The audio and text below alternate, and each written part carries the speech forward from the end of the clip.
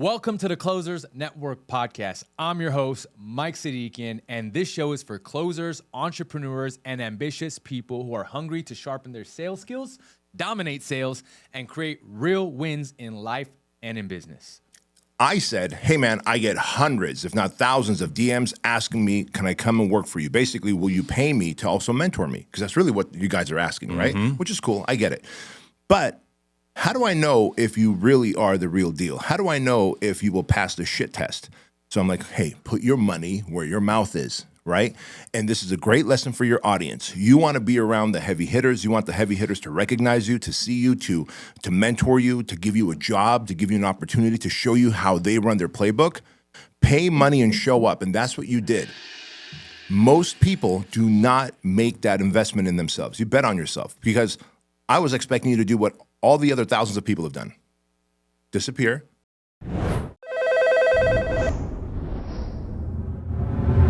If you want to know what it truly means to take ownership, dominate in business and in life with high standards, today's episode is for you.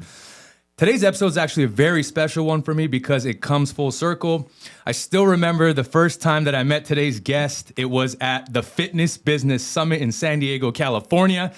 The energy in the room was different. You can feel the standards, the discipline. It was intense. And honestly, it changed the entire trajectory of my life. Back then, I was taking a massive risk, betting on everything to go all in on myself to get into sales. And this man was the first person to give me a real shot at it. He started me off in marketing, and that decision alone taught me lessons that I still use every single day today. He's a serial entrepreneur, investor, and the founder of Fit Body Bootcamp, named by Entrepreneur Magazine as one of the 100 fastest growing franchise brands, and a 3-time Inc. 5000 honoree. He's also the Wall Street Journal best-selling author of Man Up, How to Cut the Bullshit and Kick Ass in Business. His story embodies the American dream, escaping communism with his family, building multi-million-dollar companies, and helping thousands of entrepreneurs do the same thing through leadership and mindset. The OG closer himself, a man whose work ethic, communication, and impact continue to inspire leaders worldwide. Please help me welcome the host of the Bedros Keuilian Show, and as Bruce Buffer would say, the one, the only, Bedros Keuilian. B, it's an honor. Thank you so much for being here. Brother, first off, what an introduction. Thank you. I dare say that was probably the best introduction I've ever had. I was ready to start jumping up on this table and doing a dance because I was just so hyped up, but I appreciate the introduction. It's funny hearing all of those accolades because everything you listed off, if your listeners are like, man, I want all that, that is a journey of 15 years minimum. And the first 5 years building up to that, so it's actually a 20-year journey. The first 5 years building up to that, no one knew me, heard of me, and no one saw me. I just did the work. And then the next 15 years, I started to show up. And so I appreciate the introduction. Thank you for the opportunity.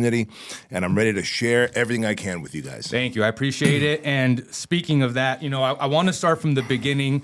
You mentioned the 15-year stretch, and when I started following you on Instagram, you had roughly about 30,000 followers when I came across your page. Yeah. I was running a trucking company. I was miserable. I hated what I did, and I sent you. And you were easily what, 25, 30, 25. 40 pounds heavier. Probably 60, closer to 50, 60. It's funny when you are in a job or career that you're miserable, even if you're making great money, your body will show all of these dysfunctions. And here you are doing what you love. Like, this is what you're meant to do. And look at that. You're a fucking specimen. I appreciate it. Thank you so much. Sorry, go on. No, not at all. So when I met you, I DM'd you. And I was just fascinated because one of the things you talked about a lot, and even in the messaging today, is proximity is power. And so I started following your content. I was like, man, I hate what I do. I want to get out of this thing. I was like, I'm just going to shoot my shot. I'm going to DM this man. I'm going to ask him, is there a way I can kind of work with him, work together? I want to learn the game of sales. I was 25 at the time. And sure enough, you hit me back. You were like, hey, man, if you get a lot of these DMs, I'm sure you told me tons of them. You're like, hey, man, if you're serious, buy a ticket to this thing that I do every year called the Fitness Business Summit. I was like, fitness business? Never invested in my life up until that point. And it was like a week before the event. Tickets actually were higher in price as the time went on.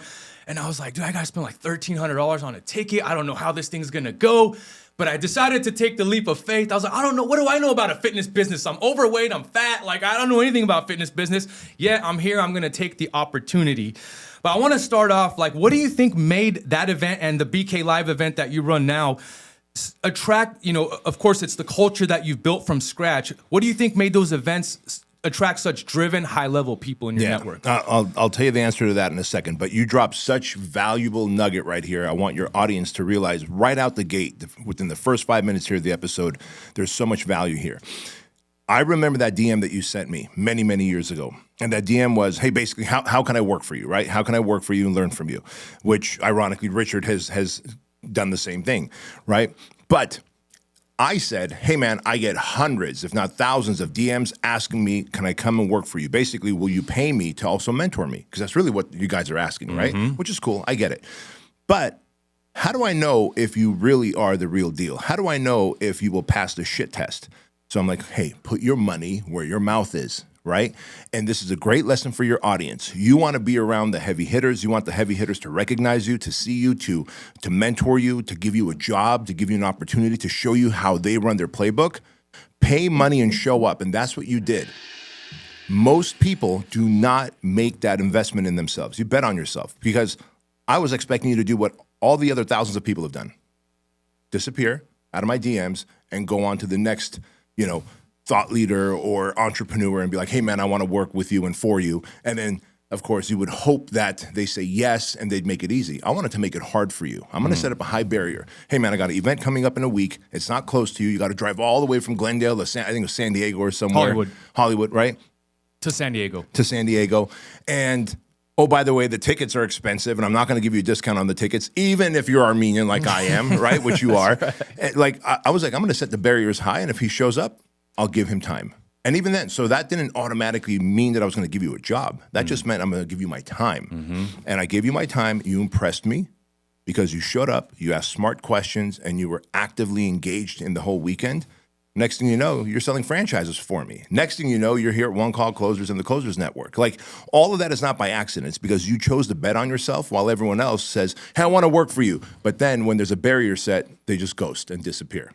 So to answer your question, how do events like Fitness Business Summit, BK Live that I put on, and for 13 years, Matt, I've been putting on live events, and we get 1,500 people to these events, and for 3 days, and I give away a Land Rover to one of the top coaching clients of the year that I had, and I want to recognize them in person and give them a Land Rover. How do I do it?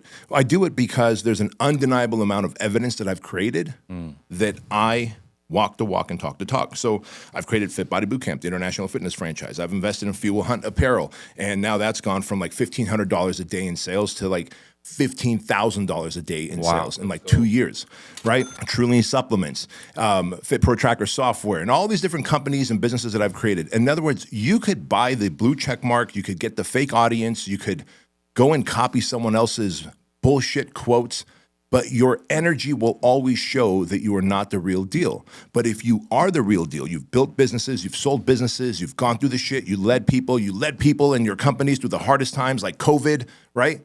Then you have battle scars and you have this look in your eye, and then people can be like, I want to go to that guy's event. That is what it takes, man. You have to be undeniable. You can't just go by the blue check mark in the audience and think that you're going to be able to put up some social media posts on a rented Lambo and fill up a room, let alone fill up an auditorium or a convention center. So that's what it takes, and I've been doing it for many years, and I've got the track record to prove it. And so people who are not willing to get in the weeds, do the work, and create the track record, they're never going to have the audience, and they're never going to make the money. And without the money, there's no meaning or impact either. I love that, man. There's so much to unpack there, but one of the things I want to mention is I probably bought every piece of gear you have on Fuel Hunt. Love the brand, awesome brand. And yeah, I love what you said about practice what you preach. In fact, I want to get into a little bit later regarding that. There's some things I want to talk about there. But, you mentioned the shit test. I vividly remember when I met you, I couldn't even walk up to you. It was a 3-day event. And the first 2 days, there was just masses of people walking up to get your time, ask you questions. And I remember in that moment, finally, the third day, things slowed down a little bit, found the opportunity to come and meet you. And it was pretty crazy because you gave me, you put me through the shit test and you said like, hey man, like I don't hire anyone unless you sign a 5-year contract with me. I don't know if you remember that. Yeah, I had Richard do the same thing. Okay, yeah. In hindsight, there was no 5-year contract, but I was ready. Yeah. I was like, dude, tell me whatever I gotta do. I gotta do it. So, but one of the things I'm really curious to hear from you, right? So proximity is power. When someone doesn't have that level of proximity, right, and they aren't surrounded by high performers, how do you think they can recreate that same drive and energy on their own? Most people really can't, and that's the reality of it. Most people cannot create that same driver energy on their own. I say most. There's a small percentage that can, and I'm going to tell them how they can do it. Because most people, by the way, are surrounded by losers. They're surrounded by people who accept mediocrity. They live an average life. They live for the weekends. They don't live for the weekdays like we do, right? Like I look forward to a Monday because I realize Monday is another day for me to get on the field, play the game, and win. And if I don't win, I learn. And if I'm willing to get on the field, there's going to be a win. The win's either going to be a lesson or it's going to be in the form of money or meaning, right? Which are the two things that I thrive on, money and meaning. I love impacting lives and I love making an obscene amount of money. And so I share this with you because proximity is powerful and there's so many opportunities to get around people. Like you look at what Jocko's doing right now. He's traveling the country and he's doing 4:30 in the morning workouts in the fucking Walmart parking lot, right? It costs nothing. You just have to wake up early and show up. Right? That's it. And people are like, it's too early, I'm not gonna show up. But man, I wish I could meet Jocko and get motivated by him. And dude, when you are around winners, like physically around winners within proximity, there's an energy. Like there's an energy that is measurable right now in this room between you and me that cannot be measured if you and I were just DMing back and forth, right? That energy is contagious. That energy is intoxicating. That energy is empowering. And so how can people who are surrounded by losers and people who are looking forward to weekends only, they're drinking, they're sleeping in, they're smoking weed, they're all up on social media, doom scrolling, brain rotting. How is that person ever going to be like, well, I follow Bedros Keuilian and Mike Sadikian and Rich Mujica, and therefore I'm going to be successful? The odds are astronomically stacked against you. Slim to none. Slim to none. So for that 1 or 2% of people who are like, hey, I'm not within proximity and I don't have the way to get within proximity of people. So let's say you're somewhere in fucking, I don't know, in Kenya. You're stuck in Kenya, but you're like, I'm going to be a closer, an entrepreneur one day. I'm going to make it to America and succeed. First thing you got to do is eliminate the gunk. Eliminate the toxic people around you, the people with limiting beliefs, the people that aren't going anywhere, the people that aren't driven, who aren't motivated, who don't have a vision and a path in life. You have to first eliminate the toxins, right? For example, if I have cancer, I can't just go and start like, I'm going to start working out and eating right and the cancer is going to go away. I probably have to take some chemotherapy. I probably have to go through some radiation, all while also doing the things that are good for me. So people forget that you got to first eliminate the bad things around you. And that's a hard thing to do because some of those people that you have to eliminate or edit out of your life, they're people close to you. They're people that you grew up with. They might be family members. It might even be a spouse. That was sure in my case when I left. I wanted to leave everybody and everything I knew and get away because everything you're talking about is exactly what I was experiencing. Yeah, exactly. And I'm sure like people hearing this are like, oh my God, he's fucking talking about my life. Guess what, my friends? You guys aren't unique. You're not unique. I'm not unique. I had the same thing in my life. I was surrounded by people and it's not like they want the worst for us. I have to qualify that by saying it's not like they want the worst for us. They just don't have the same vision in their head and in their heart that we do because they don't have the belief system that they can become somebody big. Or maybe God hasn't put the desire for them to make a lot of money and have a lot of meaning and impact, right? So in other words, why would you hang out with people who don't have the desire, the path, the drive, the need to acquire? Like I want to acquire so much evidence of greatness by the time I die, where people can look at my life and be like, look at all the books he wrote, look at all the companies he started, look at all the charities he helped, like Shriners Children's Hospital, Toys for Tots, Compassion International. Like, dude, I am stacking up children that I've helped, right, through all these 3 different charities. I love that. There's evidence. And so if someone's like, I don't really have the desire for that, you're just going to stay mediocre. So why surround yourself with those people? So 1, eliminate all the toxic people out of your life or edit them out of your life. Number 2, now you have to get so disciplined because you don't have the proximity. You have to get so disciplined. You have to literally start curating whose social media am I going to follow that I want to be like? Which books am I going to read that I want my life to emulate?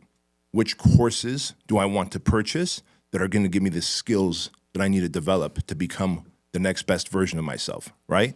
So first we eliminate the things that don't belong in our life, and then we start acquiring the things that do via social media, audiobooks, physical books, courses, etc. All of that so that you can make enough money, you can become a better version of yourself so that you can ultimately put yourself within proximity, because nothing can replace putting yourself within proximity of powerful people. I've literally gone into business with people that I have worked with, that have come to my live events, that I have gone to their live events. Had I not gone to their live events, I would have never gone into business with them, right? And so think about the opportunities that are presented in live human interaction that you'll never be presented those opportunities on a DM or on a social media platform. Just a reality. Take advantage of those opportunities. Yeah. Man, that's so powerful. One thing I learned from you, B, and I think it goes to the second point. You know, one, you said, hey, you know, basically eliminate or edit the people out of your life. Number two, follow who you closely. Be mindful of who you're following on social media. You know, when I worked with you at headquarters, one of the things I learned was unfollowing a lot of people on social media, or at least muting them and stuff like that.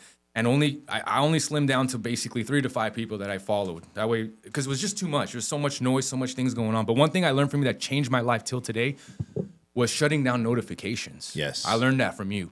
Yeah. And completely changed my life. Whether it's, you know, when I get a notification on Instagram, I'm not going to necessarily see it right away. And it was just, it's so powerful to keep your clarity and your focus on the thing. And those are just the little things that I took away. Blocking numbers. I probably, at this point now, have a lot more numbers blocked than you. I remember you showing your blocked numbers. I was like, man, he's got a lot of blocked numbers. I think I may have surpassed that. Who knows?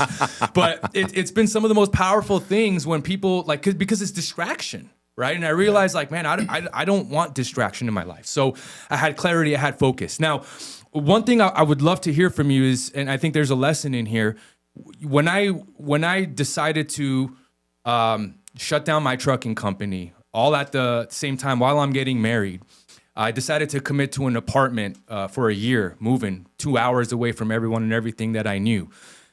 When I did all that, I was so pumped to start in sales, yet you started me off in marketing. What lesson were you trying to teach me back then, and how do you think that can apply to salespeople and entrepreneurs today? That's such a great question to ask. Most salespeople don't start in marketing, and therefore they don't understand the emotional triggers that get a person to become a lead, right? They don't understand. See, marketing helps you understand what keeps people awake at night. Like, what are they thinking about? What are their fears, frustrations, their desires? What are their secrets that they're crying over that they won't share with anyone else? Good marketing will evoke emotion. Good marketing will stir the pain. Good marketing will peel away the onion and get to the core of someone's pain and frustration and their desire to want to take action towards something. If you understand marketing, you understand human psychology, because it's taking someone, a cold prospect, or someone just scrolling on social media, let's say, right? Or someone driving down the street and sees a billboard, both of those things, an ad on social media or a post on social media or a billboard on a street. 1 minute, the person's just scrolling, looking for cat videos or whatever, or just driving down the street, listening to music. Next minute, they see your billboard or your ad, and the words on there or the image on there evoke emotion and pain and frustration that get them to want to identify themselves as a lead. That is powerful. If the salesperson knows the psychology of lead acquisition, they will become an even better closer. They will sell more high-ticket coaching programs or products or services or homes or real estate. Whatever their thing is, it'll be an easier close at a higher price point with less friction and frustration and objections. The closers who don't understand how marketing works, the psychology of stirring emotions, will never make as much money as closers who also understand marketing.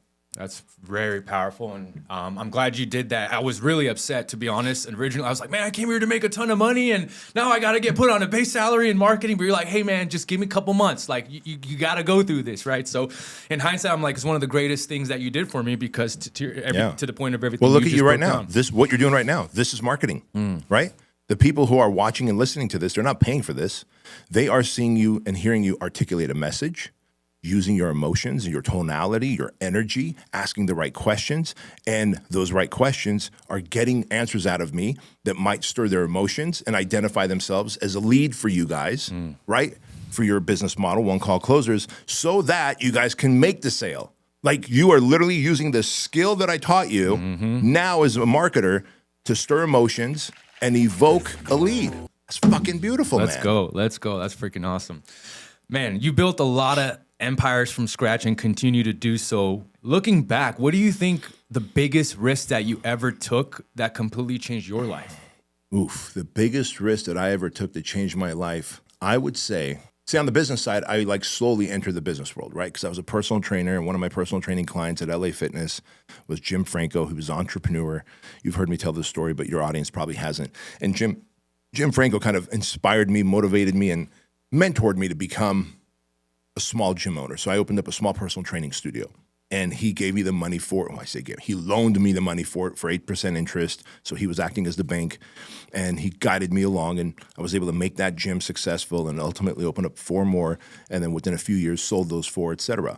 But the biggest risk that I think I've ever taken was when I started Fit Body Bootcamp in 2010. See, most people they'll ask ChatGPT, what is the history of Fit Body Bootcamp, or when did Fit Body Bootcamp start?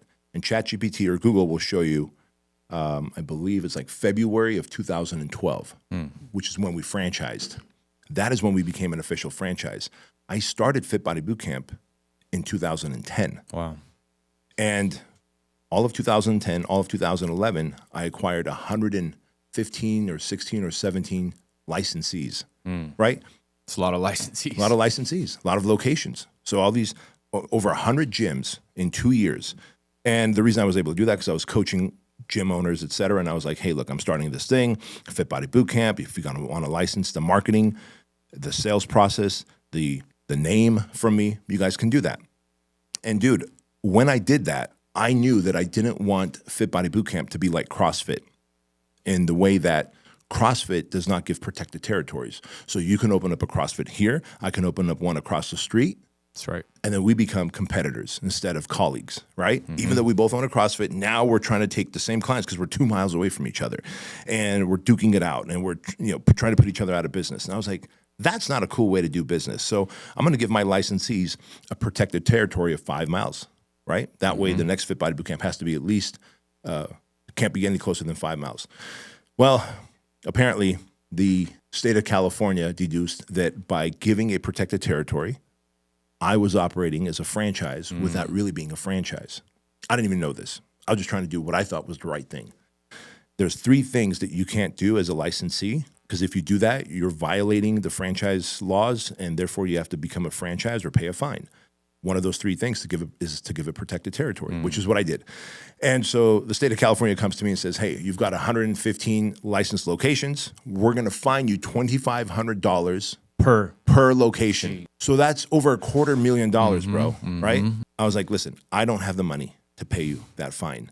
So if you try and get that fine from me, I'm going to have to file bankruptcy for real. Not like I'm trying to be slick, but I'm really going to have to file bankruptcy and go live on my parents' couch with my family, right? Yep. And so if there's any way you can show me some grace, and I explained why, and to the credit of California, I don't know if California would do this today, but in 2011, they did. They said, tell you what, since you meant well by what you were doing, you weren't trying to do anything malicious, you're trying to give them protected territories, do not sell any more locations, go and become a franchise, and until you do, you can't sell more locations. Wow. And if you do that, we'll waive the fine. So I maxed out my credit cards at the time. It was like $83,000 to become a franchise and to get the lawyers, because you don't only just become a franchise in the state of California. You have to become a franchise in all different states. A lot of moving parts. Yeah. And then you need an operational, an FDD, as you know, franchise disclosure document, an FA. You have to franchise in 13 different states separately. So it's a whole thing. And then you're dealing with the Federal Trade Commission at this point, which I didn't know. But the risk that I took, both maxing out my credit cards and then pleading that case with the state of California, that was probably the biggest, most monumental financial risk that I took, and also the biggest bet that I made on myself. That if I take this risk and become a franchise, I could probably scale this thing, grow it, and one day sell it. And then here we are today. Fit Body Bootcamp is actually is on the selling block, and there's 3 different private equities courting us to buy it from us. Yeah. Love it, man. What a story. What a way to bet on yourself. And I'm glad things worked out the way they did. But it was scary, man. Like there was so much uncertainty. And I remember my wife and I talking about, like, is this the right thing to do? Maybe we just say, hey, look, we're going to take a pass on Fit Body Bootcamp. It was not the right business model. What do we know about franchising, let alone dealing with the Federal Trade Commission, all those things. There were so many reasons to not do it, right? But then the one reason was I believe in myself. Yeah. I didn't know how. I didn't have a track record back then of all the wins that I've stacked up now. But there's this internal thing that everyone has. Like, I will just keep going until I either die, at which point. You think it's intuition?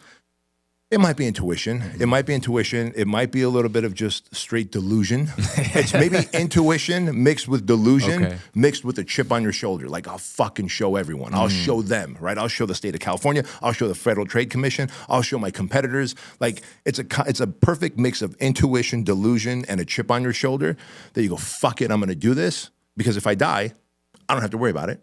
What you going to take from my carcass? Nothing, right? And if I don't die, then I'm going to make it. Yeah. And so I chose the path and I made it. That's freaking awesome. That's freaking awesome. You know, one thing you mentioned earlier was something about being remembered for, and you mentioned, I heard you say books. And so it's funny because I wrote this, you know, you wrote Man Up years ago. Yes. And it's helped so many people step into responsibility and leadership. Do you have any plans to write another book? And if you do, what would you make it focused around? Yeah, so ironically, I'm actually writing 2 books right now at the same time. And one will launch summer of 2026, and the other will launch early 2027. And so it's funny, right? Writing my first book, here's another great lesson. So think about this. I built Fit Body Bootcamp. I built Fit Pro newsletter software and then sold that. I Truly supplements. Like, I built all these different companies. I'm like, yeah, I'm a fucking badass. I got this audience. I'm making money in a coaching business and the project and Squire program. But then publisher, I want to write a book. I go to a publisher. They finally give me a deal. The right publisher accepts me. By the way, 9 different publishers thought Man Up was a horrible idea of a book, right? So because it's mainly the title, right? Yeah, it was mostly the title because it was also right around that Me Too movement, right? When the book came out in 2018, and so I was shopping it around in 2016, and that's when the Me Too movement was popping off. But anyways, but I share that with you because I was like, all right, there's got to be a publisher out there who's going to be like, all right, let's put the title aside for a minute. Balls. Yeah. This guy's got some balls on here. Let's put the title aside. Is the content. They were literally judging the book, bro. Book publishers were judging the book by its cover, literally. And what do they tell us? Don't judge a book by its cover, right? Yet these motherfuckers were judging the book by its cover. So my publisher, Ben Bella, to the credit of the founder of Ben Bella Publishing, Glenn, he put the title aside for a minute and he just read the manuscript. And he's like, I love it. I want it. I'm like, cool. So, and he gave me an advance. But here's the crazy thing. Now I got his money. An advance means they give you money in advance to write the book, and they go, you got this many months to get us the full book, right? Bro, my asshole slapped shut so hard because even though I've started a franchise, a software company, and coaching business and made millions of dollars and impacted lives, I've never written a book. Immediately, the imposter syndrome sets in. Immediately. So I'm here to tell you and your entire audience that just because you've stacked all these wins on this side of the fence does not mean when you enter a whole new league, you're going to have imposter syndrome again, right? And if I were to go into a whole new different place, I can't think of anything. But let's say, I don't know, the military was like, hey, we're taking you to the military. You're 51 years old. There's not enough men, able-bodied men left. We're taking 51-year-olds as well. I'm like, oh shit, I've never been on a battlefield. I'm going to feel like an imposter. I'm going to feel clunky. I'm going to be scared. But you do it anyway. And that's what I did. Every day I committed to writing 1,200 words towards my book. Some days were very clunky. Some days, a lot of friction. Some days I slammed my laptop shut and started texting Glenn, the publisher. Never really sent the text, but started texting saying, take your money back, here's your advance, forget the book. What made me think I'm an author? I'm not meant to be an author. I'm an entrepreneur. Let me just stay in my lane. But I was like, all right, dude, take a day off and then go back to doing it. So no one says because you win at everything that you're going to be a winner at everything.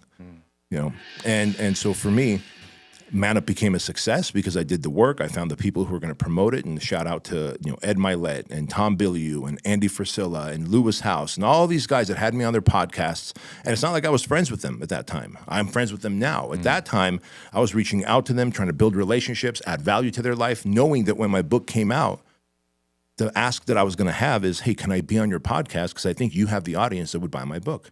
And so I added value to their lives for 1.5 years, 2 years, built a relationship, spoke at their events for free, sent them steaks in the mail, wine in the mail, all these things, and then built a friendship and a relationship where now it became friends making money with friends. They were willing to put me on their podcast when my book came out on their platforms, and that made it a bestseller. And so now I've got 2 books being written at the same time because all of a sudden I'm an expert, right? Now, after my first book, I'm not as nervous because once you do something one time, like jujitsu, I started jujitsu 2.5 years ago. I got on the mats. I was nervous. In fact, one time when coach got on my chest, he literally just mounted me and just leaned in. He didn't even put pressure on me. I tapped, and he goes, "What did you tap for?" I go, "Dude, you were choking me out." He goes, "There was like 8 inches of space between my chest and your face." I was like, "Oh, I just started feeling claustrophobic. My heart raced, and I felt like anxiety and panic, right?" Mm-hmm. Now, I could have someone's sweaty chest smothering my face, and my eyes are shut, my mouth is shut, one nostril is shut, and a quarter of one nostril I can breathe a little bit. I'm good. No one's tapping. I'm trying to figure out how I can get a sweep. And it's because I've done it long enough, and I've been in that uncomfortable position long enough to know that if I can just still gasp for a little bit of air, I have a fighting chance. And so I wrote the book. It became a success because I did the work for it. And now these next 2 books, they're almost writing themselves organically because I don't have the fear. I don't have the imposter syndrome. And one is a personal development book, and the other one is a business book. I can't go into any further details about it until the books come out, but one comes out summer of 2026, and the other one comes out early 2027. That's super exciting. Can't wait to buy those and share it with our listener and our audience. You know, it's so crazy you mentioned all the things that you did to kind of fill up the Goodwill bank account, I think, as you used to call it. And when I worked with you, I remember the book launched while I was working with you, and then all of a sudden you see all of these names, whether it's the Tom Bilyeu's, the Manny Koshmans, the Patrick Bet-Davis, the Jesse Itzlers, all coming down to headquarters. I was like, where am I right now? It was unbelievable, and just to see that come around full circle from you saying like, hey, I didn't know these people. I just asked them to go on their podcast, filled up the Google bank account. Now all these people are coming down to Chino Hills to headquarters to hang with you, do a podcast with you. I was like, man, that's so freaking sick. It's so cool. Which I thought was just, for me, was such an incredible experience. Every day was like, what's happening here? You know, it was awesome. Which, by the way, goes back to our earlier topic that we talked about, proximity, right? So I added value as much as I could through social media, right? And they had every right to be like, dude, we don't know you, right? So what did I do? Andy Frisella had written a book called Otis and Charlie Play to Win. Oh, yeah, the kids' book? The kids' book. I bought 252 copies of that because there was 252 kids that went to my kids' private school. I asked the principal, hey, if I buy copies of this book, will you give it away to all the kids? She said yes. I bought 252 copies of that. If you remember, we stacked it up in the lobby of Fit Body Bootcamp HQ, all the books, and I stood in front of it, boom.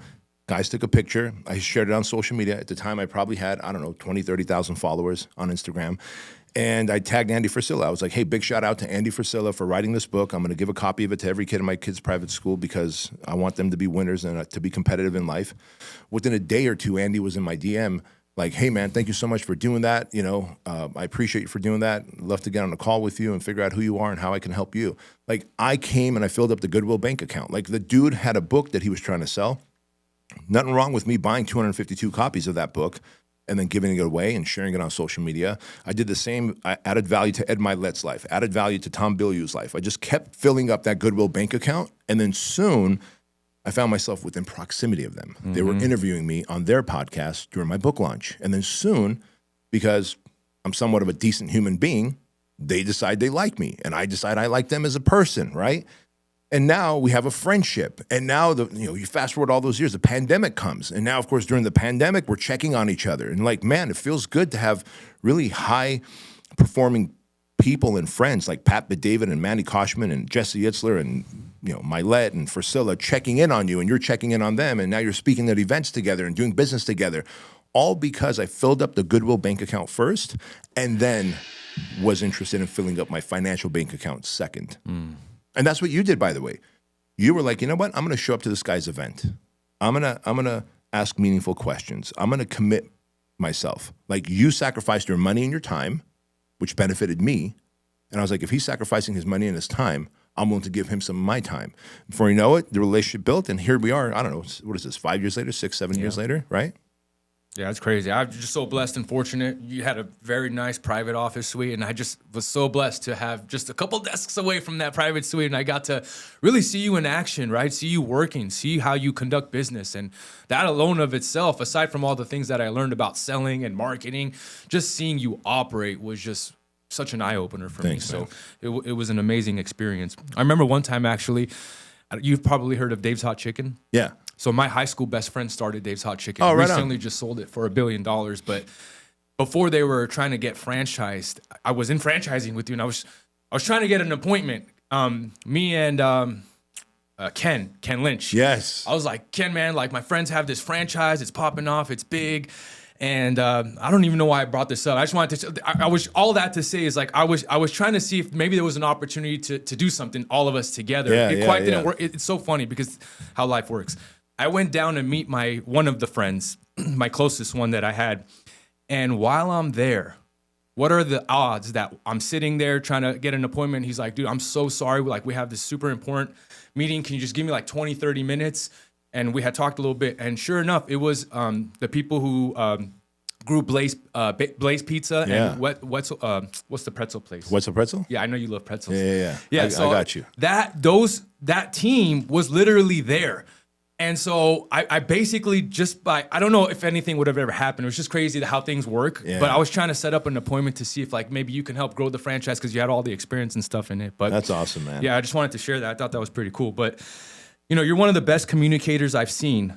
How did you learn to communicate so effectively with, like, you walk into a room and it's just a different level of energy, the amount of clarity, conviction, especially English not being your first language. Like, how did you learn to communicate so effectively? Right. First of all, I appreciate the compliment.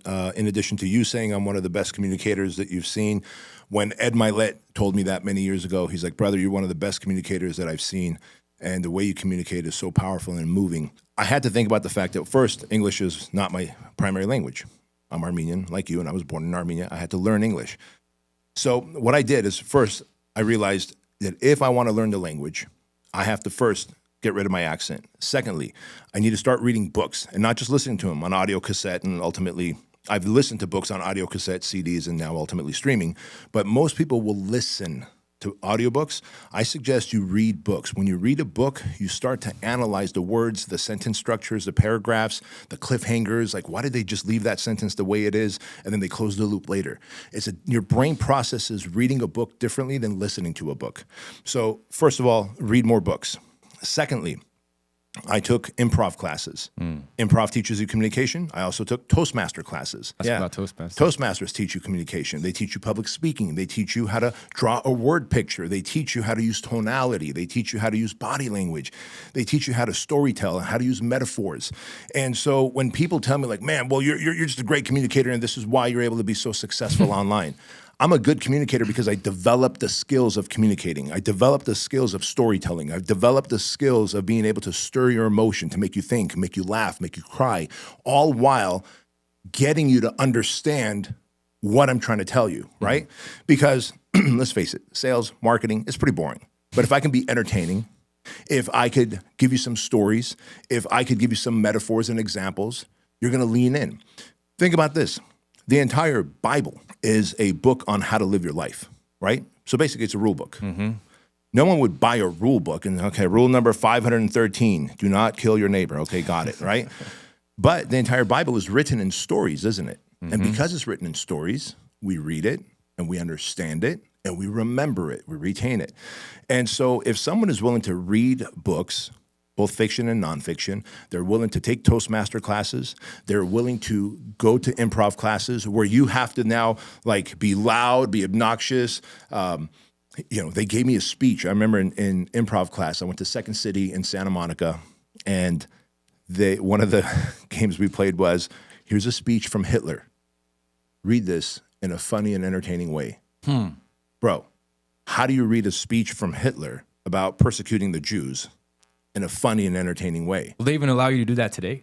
Today, that probably wouldn't even be allowed, right? Yeah. So, but then there was like actual actors and comedians around me, and they just took it and they started reading it in the funniest way. And then like, hey, here's a funny story. Read it in a very sad way. It's like, oh shit, right? Like, how do you read something funny and entertaining in a sad way?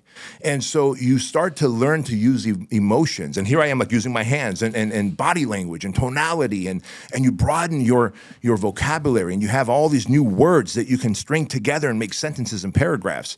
And as it turns out, today on social media, with podcasts, with selfie videos, with written caption, all of that is being a great communicator. Mm-hmm. And so if you could communicate and speak well, you're not only going to make more money because you'll be able to transfer a message and a feeling and an idea and a thought, You'll also end up having great relationships, because if you're like constantly having friction with your honey, you're like, man, I can't figure out what I'm trying to tell her, and it's frustrating. And she's like, fuck, I can't figure out what I'm trying to tell him, and it's frustrating. Well, if you're a great communicator, you can. So true. So true. So powerful. One thing I'm really curious about is, what do you think is, I think everyone's a leader in some sense, in some shape or form. Even if they're not leading a team, they're leader of self. What is one leadership mistake that you see people making over and over, whether it's in business or whether it's in sales? Like, what do you think that thing is? Yeah, the biggest leadership decision that I see, or the biggest mistake that I see leaders make, is indecision. They're indecisive. And here's why. No one expects a leader to make the right decision every single time. No one. Like, Trump doesn't make the right decision. God knows Biden didn't make the right decisions. We know that, Jocko Willink, the guy that wrote the book, right, on leadership, extreme ownership, he didn't make the right decisions every time. He even talks about it on his most recent podcast with Sean Ryan. But a great leader does make decisions, because indecision will cost you more money than making the wrong decision. And the reason is, if you're indecisive, the window of opportunity closes. If you're indecisive, your competition is going to get the upper hand. If you're indecisive, your subordinates, the people who look up to you, your employees, are like, fuck, this guy cannot make a decision for his life. Like, they lose respect for you. Indecision is poison. Being decisive means you made a decision. We're going to go down this path, and this is what we're going to do. Let's hope it works. If it doesn't, you'll know soon enough, and you can course correct. I have made the wrong decisions and course corrected faster than my competitors, who were still waiting to make the right decision, because they were trying to fact find and gather information, and then they ask their spouses and their coworkers and their coaches and consultants. And while they're asking still and trying to fact find and get 100% of the right information to make the right decision, I've already made the decision, realized it was the wrong decision, course corrected, made the right decision, passed them up, and took advantage of the opportunity. That is the number one mistake that leaders make, is when they're indecisive, because they feel they have to make the right decision every time. Untrue. You just have to make a decision every time, and then course correct if it's the wrong decision. That's so powerful. I appreciate you sharing that. One thing we talked about earlier, which I said I wanted to come back to, is I see a lot of people who are in the online space who present themselves as polished, successful leaders online. We work with a lot of different people in the space, but behind the curtains, they're really disrespectful to their team, reactive. I've seen some people just straight up abuse, like some of the biggest names in the space, like literally abuse their team.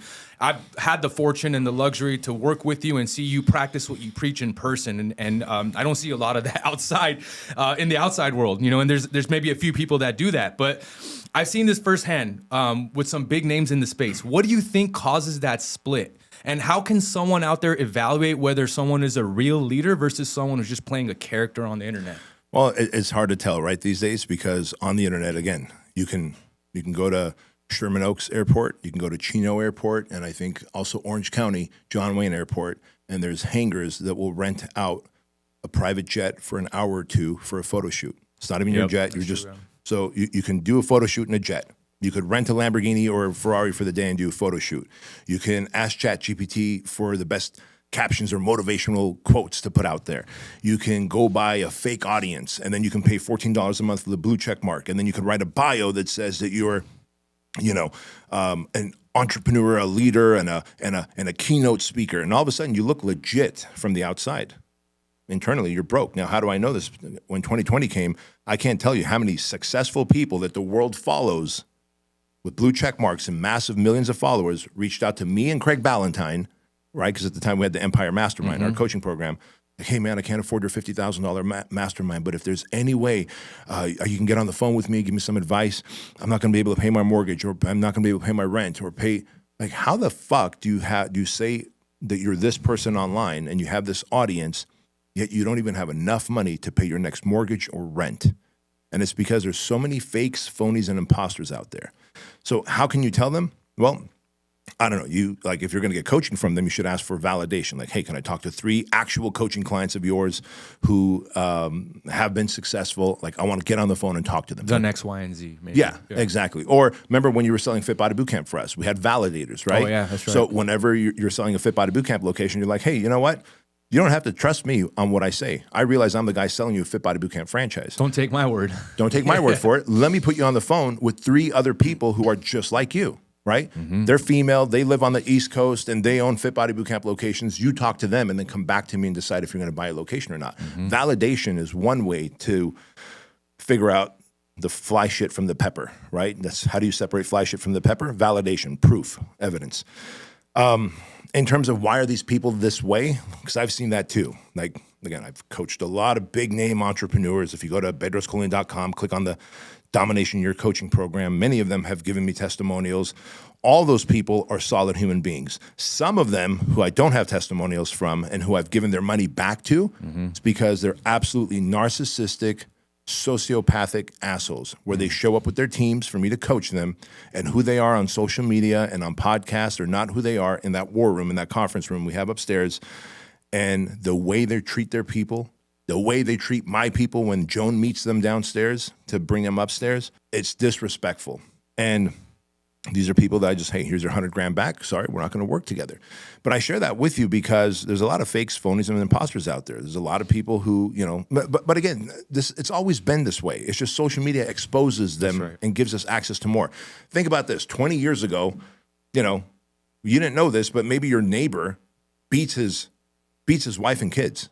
But then when they come out of their house, they look like the perfect family. They go to church, he's mowing the lawn, they have family vacations, everyone is prim and proper, but behind closed doors, he gets drunk and beats the shit out of them, right? So that's always happened. It's just been the history of time. It's just now it's more in our face, and you can't tell because, okay, maybe if it's your neighbor, you can hear them screaming and shouting and glass breaking. You're like, oh shit, things are not like what they seem when they come outside of the house. Well, on social media, people just put their best foot forward, right? On their podcast, on a platform, on whatever. And so you really need to look for validation. Otherwise, you might end up losing a lot of money and time and, bring your business right down to a fault. Man, so much wisdom in what you just dropped. I really appreciate you sharing that. You've coached so many prominent entrepreneurs who struggle with energy, discipline, and burnout. If you had to boil it down, what are some non-negotiable habits or routines that every high performer needs to stay sharp physically and mentally? Well, I can tell you this. So I've had the good fortune to coach Lewis House. I've helped Ed Milet and Andy Frisella start their Arte Syndicate coaching program and mastermind. I've helped some of the biggest names, Jason Ferrugia, Sean Stevenson, Dr. Gabrielle Lyon, New York Times bestseller, Dr. Amy Shaw, like you name it. Navy SEALs that have come out from retirement, that have gone into retirement from being Navy SEALs and now are like amazing speakers like Jason Redman, right? Purple Heart recipient, Navy SEAL. I don't want to cut you off, but man, I heard Jason Redman speak at BK Live this year. And wow. I've never heard anyone speak that way. Unbelievable. Sorry, I just had to throw that in there. There's a great example of how does someone who is a trained killer of bad guys, right? Of terrorists, how does he come out of the Navy SEAL program? By the way, after being shot up across the face and body and going through 41 different surgeries to put him back together, like Humpty Dumpty was put back together. I love Jason. He's now become a dear friend of mine. How does he become such a prolific keynote speaker? And how can he sell from stage so well? How can he communicate so well? His job for 20 years was just to be a predator and to kill and capture bad guys. And it's because all of us are adaptable. All of us can develop skills. And just like he developed the skills to be a professional killer on behalf of our country, he developed the skills as I coached him along to become a professional entrepreneur, speaker, and a stage closer, right? But I share this with you because all of these people have a lot of things in common in terms of when they went from good to great. They stopped or no longer smoke weed. They stopped or no longer drink alcohol. They now have singularity of focus. They had multiple businesses at first. Like when Jason first came out, he had a t-shirt. He came out of the Navy SEALs. He had a t-shirt company. He had a coaching company. Then he created a journal. And then he had a speaking events. Wow. I was like, Jason, do they give you guys 4 missions at once or 1? He goes, well, just 1. He goes, we go and we do that 1 mission. It's either kill or capture, and there's a desired outcome. Single-minded focus. That's it. Singularity of focus is what we need, Jason. So eliminate the other 80% and focus on the 20% of the things that produce the 80% of the results, the Pareto principle, right? And I've done this with Dr. Gabrielle Lyon. She's now working on her second New York Times bestselling book. And I'm already predicting that it's going to be another New York Times bestseller because I helped orchestrate her book launch and we're helping her do the same thing again. It's predictive. She came out and she's like, man, I want to be a speaker. I'm still going to do concierge medicine and I want to be an author and I want to have a podcast. No, Gab. We're going to pick one thing. Over time, you'll be able to do all of those things. But we're going to pick one thing, singularity of focus, the one thing that gives you the most money and most meaning. And as we do that one thing, we're going to plug in a leader, systems and processes, and then you're going to move on to the next thing while the leader and the systems and processes do that. Love that. Because people watching this might be like, well, Bedros, you're a hypocrite. That doesn't make sense. You own Fit Body Bootcamp, Trillion Supplements, you lead Feeble Hunt and Fit Pro Tracker and all this coaching business. I have leaders in everything. Bryce is the CEO of Fit Body Bootcamp. Joey and Drew run Feeble Hunt. Jeff runs Trillion Supplements. Ben is the CEO of Fit Pro Tracker. And so I'm leading leaders. I'm not leading teams and I'm not in the weeds. And so it's important for people to understand, yes, I have many companies that I'm involved with and have started and grown and we're scaling, but I'm not in the weeds on the day-to-day. If you're going to be in the weeds, pick one yard to be in and be in the weeds, systematize it, grow it, put in a leader, and then move on to the next thing. And when people are able to do that, to have singularity of focus, to give up, to get massively disciplined on their life structure, cut out alcohol, weed, social media, all the things that are distractions, television, fucking weddings and funerals. I always tell people, like, if the only time you're going to see family members are weddings and funerals, those aren't family members you want to see. That doesn't mean you should, like, block them on your phone. That just means, like, if I'm only going to see you during weddings and funerals, we're probably not that close and not that tight. So why do I need to waste my time if I'm going to be high? Look, if I had a 9-to-5 job, I might go see family and friends and all that. If I'm going to be an entrepreneur and I'm creating a business and I'm going to go compete against other people that want to put me out of business and I want to put them out of business, I have to have all focus all the time. As Steve Jobs did really well, and Kevin O'Leary talked about this on the Diary of a CEO podcast. Everyone should Google this. Kevin O'Leary, Diary of CEO podcast, Steve Jobs. You just put that Google query in. You'll find the video of Kevin O'Leary from Shark Tank talking about when he worked with Steve Jobs. He said Steve Jobs was so good at identifying the difference between signal and noise. Signal is things that move the money needle. Noise is just bullshit stuff. And he said he was in a meeting one time, him and his team. Kevin O'Leary had an educational company that had partnered with Apple, Steve Jobs. And they're in a big meeting. And they're like, all right, for next year, what do we want to do with all the different schools and all this education platforms? And so Kevin O'Leary, being Canadian and being really nice, at the time, now he's Mr. Wonderful and he's not so nice. But being Canadian, he wanted to play fair and give everyone a voice in the room. And then Steve Jobs stops him. He goes, hey, all of you shut the fuck up. He goes, Kevin, are you happy with the amount of money you make with my company being partnered with Apple? Yes. Yes, we are, Steve. Did we exceed expectations and make you more money than you thought? Yes. Do you think those teachers and the consultants here know better than I do? I don't know, Steve, like, let's find out. He goes, no, let's not find out. This is all a waste of time. And he walks out of the room. He goes, I'm going to tell the schools what they need in terms of education. He did the same thing when he created the iPhone. Everyone else was like, wait, you're not going to create a phone that has a hinge that closes? Like, no, it's going to have glass and you're going to touch it. They couldn't figure it out. He got frustrated. He walked away from a reporter because he is all signal and no noise. And in fact, Kevin O'Leary said the only person that is more signal than noise is Elon Musk. He will walk away from a conversation if it doesn't suit his purpose. And so when you can start becoming all signal and avoid the noise, you will thrive bigger, faster, and you will have less exhaustion in your life. Man, I love that. Actually, it's funny you mentioned that episode. I didn't see it, but I saw a clip of exactly the portion you're talking about. I'm super inspired to check that out. I'm definitely gonna check that out after. You know, one thing I think that I really want to talk about is and dive into is you're one of the first people I ever saw who ran a business, led massive teams, and stayed in elite shape all at the same time. And I want to bring this up because myself, my family, and especially my dad, he genuinely believes in the Trillion Wellness Shop. And he swears by it till today. To everyone he meets, he tells them, you got to get this. And he swears that it was the only thing that helped him during COVID when nothing else worked. Yeah. And so I remember being with you when you decided to launch Trillion, the company. What inspired you to create that formula in the first place? Yeah, that's a good question. So first of all, you were there. You were in the building. You worked for Fit Body Bootcamp, and that was when I was creating the Trillion supplement line in 2019. And here's another great entrepreneurial lesson for everyone. You think that as an entrepreneur who has created all these successful businesses, that now you've got the secret formula. I created Trillian supplements. I'm like, we're gonna have grass-fed whey protein. We're gonna have vegan protein. We're gonna have greens that are absolutely super clean and have monk fruit and stevia as sweeteners. And we're gonna have a hydration product, and we're gonna have an energy product, and everything's gonna be super clean and super high-end and third-party tested. Bro, we became a supplement company that was a commodity. We were competing against all other supplement companies. COVID happens March of 2020. By July, you were hearing about people talking about, oh shit, the immune system. Like if your immune system is not strong, if you have a weak immune system, you're more likely to get COVID. And if you get COVID and you have a weak immune system, you're more likely to end up in a hospital, or you're more likely to carry the ailments of it longer, right? And so everyone's talking about like, man, we need something for immune system. And so everyone's talking, well, take your vitamin D, take your vitamin C, just take ginger and echinacea and astragalus and turmeric. And I'm like, there is no product out there, a supplement that is specifically designed with everything that is proven for the immune system.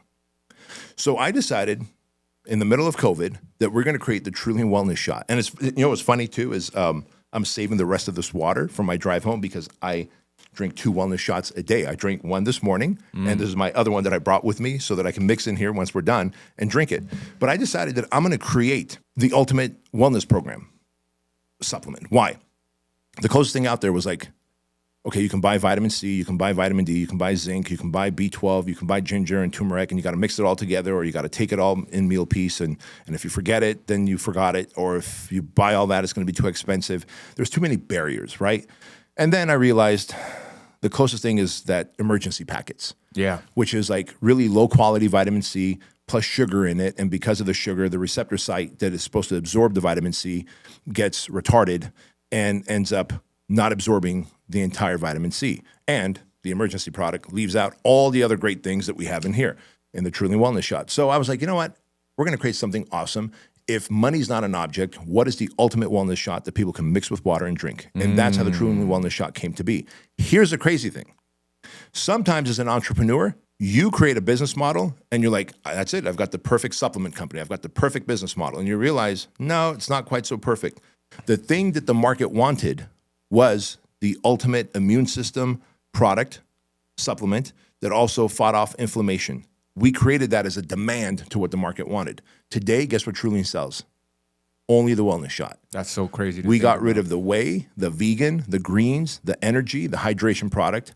All we sell is a Trillian Wellness Shot. We've got singularity of focus. Singularity of focus. The market told us what they need. There's nothing out there like it. Third-party tested. There really isn't. I've looked everywhere. Yeah. The only thing was emergency, which my dad used to drink, but he can't stand emergency. Yeah, man. And again, I feel like I would do the world a disservice if I didn't talk about what a great product it is, and you can get rid of all the other supplements in your cupboard and just take this, mix it with 4 ounces of water every morning and drink it, and you're good to go. Now, do you still need to work out and eat right? Absolutely, because you're not just going to get lean by taking the Trillian Wellness Shot, right? But it's going to help boost your immune system, fight off inflammation in your gut and your joints, give you natural energy. And who doesn't want that, especially when you can get it in an affordable packet that you can mix with water? But you still have to get your sleep, work out, manage your stress, eat clean. Because you asked me like, hey man, you have all these companies, you do all these things, you travel, you speak, and you're still in amazing shape. Well, that's because I check off all the boxes. And if I didn't, then I would be a hypocrite leader. Imagine telling my son and daughter, Andrew and Chloe, that, hey, in your relationship, you still have to be a great spouse while also running your companies, while also being physically fit and mentally like sharp. But then if I'm fat and overweight, or my relationship is, at best mediocre, or I'm always stressed around them and I don't make time for them, they're going to be like, Dad, you told us to be one way, but you're being the opposite. You're a hypocrite. So I have to be that. Would you call that alignment? I would call that alignment. You should be in alignment with your values. So if you have values or you're preaching these values and you are not in alignment, you're a liar, by the way, and you're a hypocrite. And deep down inside, you're not. Like when I was out of shape as a young man, I knew who I wanted to be in terms of fitness. I knew how I wanted to show up. And I had an idea that if I just work out and eat right, I didn't know necessarily how to work out, but it doesn't take a rocket scientist to say, if I just go run, and if I do push-ups and pull-ups, and if I just not eat this candy, I'll be fine. Right? And this is pre-Google, pre-Chat GPT. But I didn't. So I was out of alignment, and therefore I had low self-esteem and low confidence all the way throughout elementary school, junior high, and high school. When I got into alignment, all of a sudden my confidence and self-esteem and self-worth blew up. And it's a byproduct of saying who I am and then being that guy. Even now at 51 years old, I say who I am and I'm that guy. I show up, I do the work with my family, with my business, with my health, with the charities and causes that I believe in. Even if it's the hardest things to do, I still do it. Even if it's like, I got to admit that I'm wrong, guess what? My ego has long been dead. I just admit that I'm wrong. I apologize and say, hey, Mike, how can I make it better? And then try and make the relationship better if I screwed up. Because I realize I'm human. If I don't, I'm out of alignment, and therefore I will always feel like a loser. So powerful. You know, one thing I'm curious on, I think I know your take. I've heard it before, but I think it would be very beneficial for our listener to hear. There's so many people out there like, oh, you know, if you're building empires, like you know, you don't have time to spend with the kids, the family, the wife, like all of this kind of stuff. And so what I've seen you do is... I think what you're asking is, I don't jeopardize my family just to grow my companies, right? I don't take away from my family just to grow my companies. And you're absolutely right on that.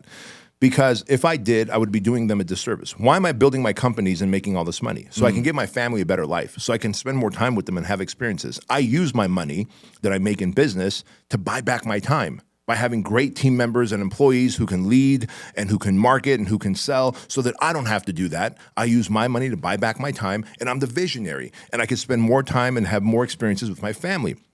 If we don't, again, what is it all for? And I have to remind people, especially men, as men, we are notorious as entrepreneurs because all men want to do for the most part is we want to conquer a goal and then move on to the next one. And I have to remind them, I'm like, hey, did you choose your parents? And they're like, whoa, what do you mean?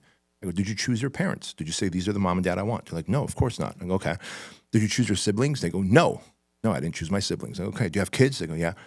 Did you choose your kids? No, I love my kids, but I didn't choose them specifically with that color hair, that height, that personality. That's who God gave us. Okay, got it. I go, who's the one person you chose in life? They go, my wife. Great. Do you have date nights? No, I don't. Is she seen and heard from you like she was when you were still dating her and courting her? No. Are you doing any spontaneous flowers and candies and the cool little text messages like you used to when you first met her? No. Why? Because now you're married, you conquered her, and no more date nights, no more spontaneity, no more cute little text messages and videos and voice shots, because now you've put her on the mantle like every other prize and you've moved on to the next thing. The one person that you've chosen in life, your trench mate, your battle buddy, you've now put on the mantle, and then you wonder why you're two ships passing in the night. So I was very, very tuned in to realize that there's a relationship in my marriage that I cannot neglect. She's got my back. I chose her. She chose me. Together we will conquer. But for that to happen, I need her to respect me and give me space to work. But I need to take at least one evening off where I'm fully engaged on a date night, where I could still be spontaneous and just text my assistant and be like, hey, send the little lady of flowers, right? Some chocolates. I could take time between this podcast and going to HQ to make a cute little video and send it off to her. And all those things make her feel loved and safe and seen and heard. Because as a man, if you want to be respected and given peace and love, because that's the order that men want it, and that's the order that I want it. I want to be respected, give me peace, and then love me. I don't want to be loved, because a woman can love you but not respect you, right? So give me respect, peace, and love. If I want those, she needs to be seen, heard, and given an opportunity to be that date without the phone coming out and you scrolling through your phone when you're on a date night. And, you know, like, it can't be a three-way date. It has to be a two-way date. And if you can do that, you're going to have an awesome relationship. Love it. And so dropping gems here today. B, you built one of the strongest networks in the game. Everyone seems to know you. Everyone knows Bedros. What is your approach to building and maintaining genuine relationships at that level? Dude, I got to give credit where credit is due. I'm going to give credit to my dad on this one. You know, he's 91 years old, still thriving. He walks with a walker now because he broke his hip a couple of years ago. But I saw my dad build relationships, not because he had any intention to take your money later or to do business with you or anything like that. He built relationships because he had a high give a shit factor. And he was truly curious about people. And I think I'm that way too. So some of it might be factory installed. because it might be genetic, right? My dad was curious. I'm curious about people. I genuinely love people. Like, I want to know what makes you tick. Like, as soon as I saw you in the parking lot, I'm like, oh my God, Mike, you lost weight, right? Like, it doesn't take anything from me to acknowledge that, but probably made you feel good, right? And I acknowledge that because I'm like, fuck, man, I'm so proud of this guy. Like, I remember meeting you at Fitness Business Summit, and then I remember like how timid you were, and then I remember seeing you like open up as a marketer, and then as a closer, and then realizing like I can make money, I can lead people, I can run a podcast, and you know what? The confidence leads to I need to change my body. Like, this is a thing that I carry with me all the time. This is my calling card, my body, right? Look at those guns on you. And so because of that, what does it take from me to acknowledge, like, bro, I'm so proud of you. Like, you look amazing. And that is a genuine compliment that I give. I truly give a shit about people. I authentically care, and I'm curious. Can someone develop that if it's not factory installed? Sure. Will people like you because of it? Absolutely. I think people liked my dad because of it. And so ended up getting the vice president of Disneyland, became a customer of his tailor shop in Anaheim, California. Wow. Because one day some random guy came in and he goes, hey, the button on my jeans popped off and I need to go to work. My dad goes, okay, you wait in dressing room, you give me jeans, I fix the button. He fixed the button. He'd never met this guy before. Gives the guy the jeans, and the guy goes, okay, what do I owe you? He goes, go, you're in a hurry, go, right? Because he told my dad, I'm in a hurry, I got to get to work. That was the VP of Disneyland at the time, bro. And then guess what happens? Speaking of hospitality. Yes. When, was it Backstreet Boys or Boys Town? Backstreet Boys. Backstreet Boys came into town, into Anaheim, to do a concert at Disneyland. Guess where they came to have their outfits fitted? No. Joseph's Tailoring, my dad's tailor shop. Wow. So Backstreet Boys come, and then afterwards, like, my dad didn't even know who they were, but they had like security, and of course the VP of Disney came with them, and the guy's like, hey, this guy gave me a great. So now the Backstreet Boys give him like an autographed picture, and you know, I come back from school and my dad's like, you're not gonna believe who come. They're a big band. I'm like, yeah, they're a very big band, right? Like, holy shit. But all because, and imagine how many other people like that guy connected my dad with. Right? All because he gave a shit. He has a high give a shit factor. He's curious about people. He asks questions. He wants to help. And this goes back to our earlier conversation. You fill up the Goodwill bank account by making people feel special. It took nothing from me to say that you look great, right? And let's say, thankfully I still have my abs, I'm still in good shape, but let's say over the last, since you saw me, let's say I put on 30 pounds because I was stressed and I got injured and I decided to eat like an asshole and I put on all this weight. Even if I let myself get out of shape for a while, I see you, I'm going to be like, Mike, you look amazing. But most people, if they're not in good shape, they want to cut down someone else. If they're not making money, they don't want to acknowledge the fact that you just hit the Inc. 500 list or you're Entrepreneur Magazine's top 100 franchises. Hey, motherfucker, give someone their fucking dues. Like, it doesn't take anything away from you to give someone their dues, right?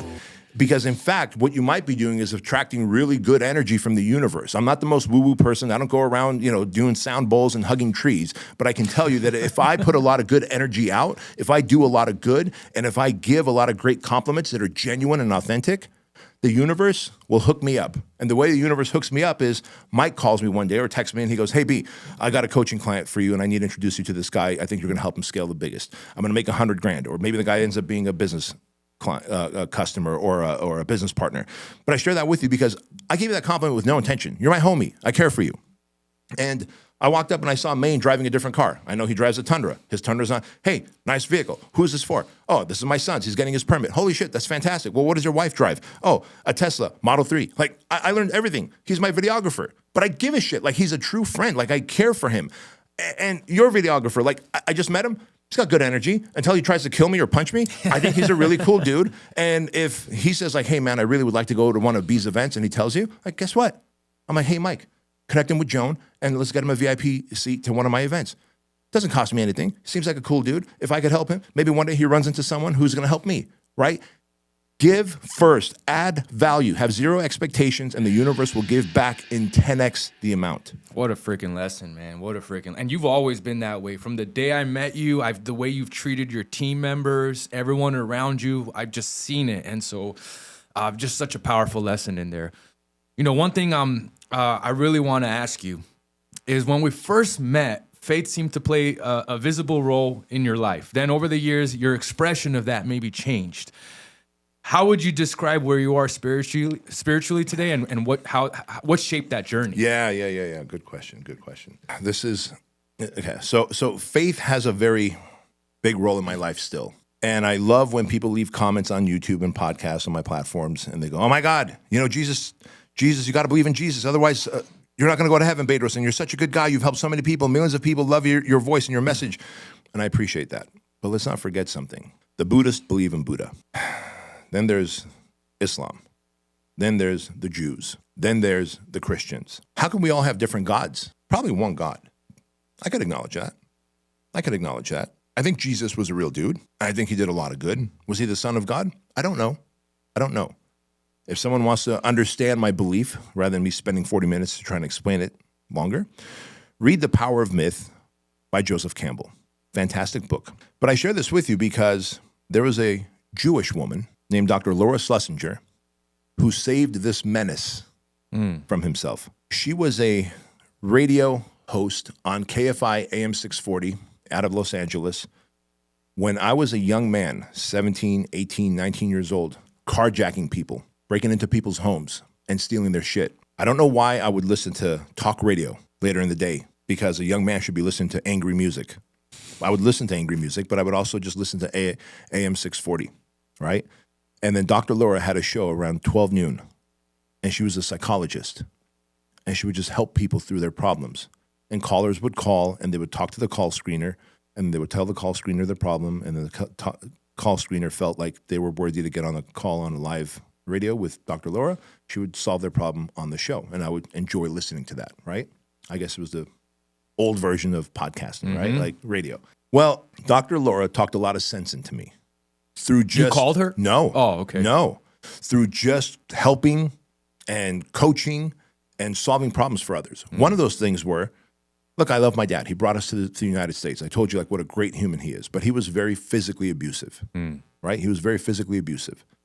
And he was very absent in terms of mentally, emotionally, even he lived under the same roof, but he had so many jobs. Like I never went and played ball with him. We never went fishing. We never did father and son trips like me and my son do, right? None of those things, right? And on top of that, the only attention I would get from him is when he would give what he called the five brothers, the backhand, in Armenian. Hingakbeda, Yeah, I was right? about to say. Yeah. Like I knew it. He goes, "You want the five brothers?" Like, oh, fuck. I had to outrun him, right? And some of the beatings were so bad that my mom would jump in between us to stop it because he would just fucking go off the deep end. Now, I've forgiven him for that. I love him. I understand he did the best he could. But that put a chip on my shoulder as a young man, and I was a very angry and violent young man, carjacking people and robbing homes. I'm not proud of that at all. Something inside me also had me listening to Dr. Laura Schlesinger, a Jew. Every now and again, a caller would get past her call screener, and they would say, "Hey, I'm calling because I have a problem with my spouse that I want Dr. Laura to advise me on." And as soon as they'd get on the air, the live radio with Dr. Laura, they're like, "You Jew, you're going to hell because you don't believe in Christ. You don't believe in Jesus. Christ is the only way." And maybe it is. Now, Dr. Laura is long retired. She wrote many great books. By the way, one of the greatest books she wrote was The Proper Care and Feeding of a Husband. Great book, right? Now, this woman who was not Christian, who was a Jew, helped me and millions of others. I cannot fathom that she will end up in hell because she's just a good person to her core. Like her radiance glows with awesomeness. How is she going to end up in hell? Because she doesn't believe in Christ. She believes in God and her Judaism, right? And she helped me stop crime and become a decent human being who now contributes to society and serves and impacts and helps. So my journey in faith, people go, "Are you Christian?" The answer is yes. Are you Muslim? Yes. Are you Jewish? Yes. I'm all of it. Do you believe in universal consciousness and the Brahman? Yes. Yes. I will do good as much as I can. I will serve humanity, because when I didn't serve humanity, when I was an asshole and I carjacked and I stole from people, maybe it was karma, maybe it was God, maybe it was the universe, but the more bad I did, the more bad things happened to me. Since I've turned that corner, thanks to the help of Dr. Laura through her radio show, she's never talked to me in person. I've never talked to her in person. Through her radio show, I've helped millions of people. That's incredible. I've helped a young girl get a new heart in her chest Whoa. who went to Chino Hills High School, because I was able to bridge the gap financially from the amount of money they raised to the amount of money they needed to raise to get her a new heart. Wow.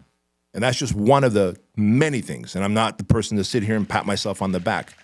But I believe that the more good I do, I will end up in the good place, wherever the good place is. I truly believe that. So do I still struggle with faith? Sure, sometimes. Do I go to church? Nope, I don't. What is the closest thing that someone could read to understand my philosophy and belief system? The Power of Myth by Joseph Campbell. And will I one day change my mind? Maybe, possibly. I reserve the right to change my mind. Do I feel like God's spoken to me? Yes, that's the crazy thing. I remember sitting in my brother's backyard on the curb. He's smoking a cigarette. His wife just left him and emptied the house with all the furniture and the kids. And I'm 18 years old, and he's 14 years older than me. So you can imagine, he's significantly older, right? And he's in his early 30s, and his first wife left him. And my dad called me and said, hey, your brother's in a very dark, depressed place, and you need to go. You need to go and talk to him, be there for him. I didn't know what to say. I'm the little brother. I'm 18. He's in his early 30s. So I sit next to him on the curb of his backyard, and it's summertime, and there's all these trees with leaves on it in his backyard. It's a very still summer day. No breeze, no wind. All of a sudden, the wind kicks up, and all the leaves begin to wrestle. I've only told the story one other time on Tom Bilyeu's show. And I hear what my heart tells me is my grandpa's voice, my grandpa from my mom's side, who I only remember seeing as a little boy in Armenia before we came to America. Did he ever make it here? No. He passed away when we got here. My heart told me that that's my grandpa's voice. So it's a safe voice. It's a familiar voice to my head and my heart. And it said, tell your brother that everything's going to be okay. And then the wind died down again. Whoa. Bro, I was like, that was weird. And I'm not going to say a goddamn thing. So I kept sitting there next to my brother. He's smoking. And I'm just like trying to muster up, like, what do I tell him? Like, how do I support him? I don't know. The wind kicks up again. One more time. This time the leaves are rustling even more. And this time that same familiar voice in a more commanding way. I said, tell your brother everything will be okay. And then the wind dies down again. Whoa.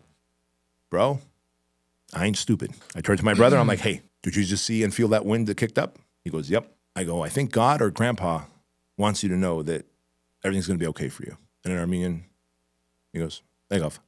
Okay. And kept smoking. The wind did not pick up after that day. It was like July in Southern California. God spoke to me. The universe spoke to me. Maybe it was Jesus. Maybe it was Allah. I don't know. So is there a higher power? Absolutely. But that's my walk in faith. Do with that what you will. I really appreciate you sharing that. I know you didn't have to, but thank you so much for sharing that. I was just curious. You've accomplished so much, B, and you mentioned, we talked about goalposts earlier. What still drives you today? What keeps that fire burning in you today? Two things. One, I'm just curious, like, how much more can I achieve, right? Not just in money, but also meaning. Definitely money, because I love giving a lot of it away. When people say, money can't buy happiness, I'm like, no, you haven't given enough of it away, right? Like, we've given millions of dollars to Shriners Children's Hospital. And every time I go on speaking events, and people know because I talk about it on social media and podcasts like this, as soon as there's a Shriners kid in there, usually they're no longer kids, they're adults. Shriners, when you leave a Shriners Hospital after they've done their medical procedures and surgeries on you, built you the wheelchair, whatever, because usually the families who cannot afford to pay for their kids' surgeries, Shriners will give those surgeries for free. And it's because of independent donators like me. And currently, Justin Timberlake is the number one donator. I'm in the top 10 of donators. I share this with you because I make a lot of money, and I give it to Shriners. I make a lot of money, and I buy Toys for Tots every Christmas, thousands of dollars of toys. I've been several times with you. Oh, yeah, you've been there. Yeah, Target. Yeah, multiple years. Yeah. First thing in the morning. 3 that I remember. Yeah. $250,000 of toys every Christmas. And then I've got 97 kids adopted through Compassion International. So, one, make a lot of money and do a lot of good with it. So I'm curious, how much more good can I do? How much more money can I acquire and do a lot of good with, right? And then number two, I'm curious about my potential. Like, what else? Can I run a $1 billion company? Can I run a team who can get a company to $1 billion? And I guess if there was a third thing, it's that I know that if I go idle, if I just like, hey, I make enough money now, I could retire and just phase away. The moment I go idle, I will go self-destructive. I'm wired for that. Most men are wired for that.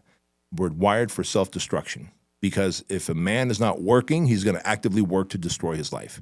Alcohol, drugs, infidelity, pornography, laziness, social media, you name it, right? So go work, get tired. This is why, like, you have a big dog, you want to take them on runs and walks and et cetera so they can be tired. Otherwise, they get the zoomies all day. This is why wars exist, by the way. There was like times back in the day, hundreds of years ago, that As boys turned like 16, 17, 18, 19, all the way to like early 20s, they would send them away. Go conquer another piece of land. They knew if these boys stayed here in the community, in the village, they're going to rape and pillage and be mischievous and get in trouble and cause problems. Is that the rite of passage, sort of, when you say sending him off? In some ways. Yeah. In some ways, yeah. But they knew, like, hey, if we want to conquer that land, we're going to send these boys who have a lot of piss and vinegar in them and who want to cause trouble anyway. Go and conquer that land. Like, you're going to conquer something, you're going to cause trouble somewhere, at least let's channel it towards something good. As grown men, that doesn't go away. We just get it more under control. But if I'm not trying to build, I'm actively going to try and destroy. And I know that about myself. And most men are like too stupid to realize, like, no, I can make all this money and then after that retire and not cause trouble in my life. Bullshit. You will find a way to find a hooker and then sniff cocaine off her tits. Guaranteed. Yeah, that's powerful. It's true. It's true. Difference is I know that about myself, and so I won't. Yeah. Man, one thing I want to talk about, speaking of rite of passage, you know, you used to run a program called the Project. Now you run the Squire. Yep. Would you talk to us a little bit about if there's someone out there, you know, I have a 4-year-old right now. Eventually, I would love to get him into the Squire program. What would qualify him to get into the program, and what are the benefits of someone wanting to basically join the Squire program? Yeah, so I created the Squire program because I realized that there's no more rite of passage for young men. See, a young girl, when she turns, 13, 12, 14 years old, she has her menstrual cycle, and she starts growing breasts. And mom says, hey, honey, you're no longer a girl, you're now a woman, right? You're bleeding, there's a physical thing that happens, you have breasts, you're now a woman. There's nothing physical that happens other than we, as boys, we end up smelling a little funny. We grow a little thin mustache and we're like horny and getting our socks sticky. And so for those who don't know, that means jacking off and wiping it all off with your socks. And so knowing that, cultures for hundreds of years, thousands of years, had a rite of passage for their boys to be able to say like, hey, they're signaling to these sons, you're no longer a boy, you're a man, and you're now going to sit at the table with the other men of the tribe, and we're going to teach you the virtues and values and character and integrity of becoming a man, right? A protector, a provider, being a savage and a servant, a gentleman. And so the Aborigines, by the way, as the sun would go down, the dad would drag the 14, 15-year-old son out of the house along with other men that he trusted. He would take him to the edge of the forest as the sun's going down. He would take the knife out of his sheath. He'd cut the boy's arm enough to draw blood so that animals would smell blood. And then he'd give the boy the knife, and he would say, go into that forest. We'll be waiting for you right here, me and these men of the village who I trust and respect. And when you come out, you're going to defend yourself. You're going to hide. You're going to protect yourself. You're going to try and stop the bleeding. And if you survive the night, you come out. You're no longer a boy. You left the boy back there. A man comes out. And then we will start grooming you and forming you and shaping you into a man. Those rite of passage moments are gone. And this is why men, young men, are looking at gangs and prisons and the military. There's always different rite of passages. But men and young men always want to know, do I have what it takes? Do I have what it takes to conquer, to win, to be competitive, to be a lion and a lamb, to be a savage and a servant, to protect, to provide, right? And so a dad's job is to groom that young man. This is why squires were assigned to knights. A knight was like, right, I'm going to go to battle, and I'm also a gentleman, but I can also be very savage. But this horse needs cleaning. The blood needs to come off the sword. My shield needs to be cleaned. And you, young man, you squire, you are going to groom this horse and clean my shield, and you're going to sword fight with me. And in the process, I'm going to groom you into being a savage man, right? And so knights had squires. And so a father's job is to be the knight to that young man who's a squire. And since there is no more designated rite of passage experience, I decided to create the Squire program, which is a father and son experience. As long as your son is between the ages of 12 and 17 years old, father and son come to the Squire program. It's a group thing where we have 50 fathers and sons, and we spend 12 hours putting them through awesome challenges and experiences and teaching lessons, and we break bread, and we have a bonfire, and we talk, and all of a sudden, it's this bonding moment, and at the end, the sons are told that this was your rite of passage. You were sweating. You were doing hard things. You got to wrestle. You got to go in an ice bath. You got to do a truck pull. You got to try and build things. And now you have won a seat at the table to be groomed as a man and no longer a boy. And that is a very beautiful thing that we need if we want to continue to make this world a better place, because it is the men, capable, able-bodied men, who are going to keep the oppressive government off of our backs as my generation and your generation dies off. It's my kids and your kids, especially our boys and who become men, who will stand in that gap between good and evil.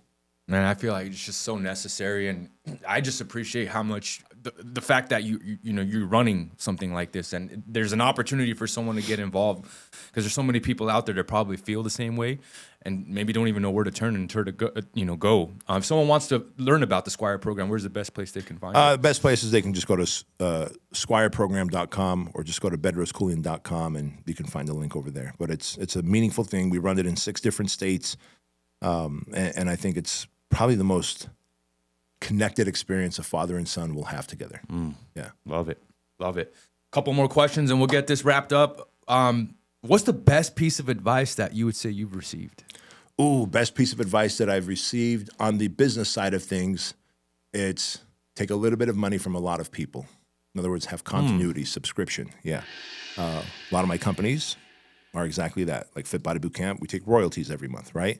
My coaching program is a monthly subscription-based program. Truly Supplements, the Wellness Shot, we have a subscription program where you save 20% every month and you get free shipping when you join the subscription club. And we've got thousands of people on the subscription program. Take a little bit of money from a lot of people in exchange for value, obviously, right? That goes without saying. So that's on the business side.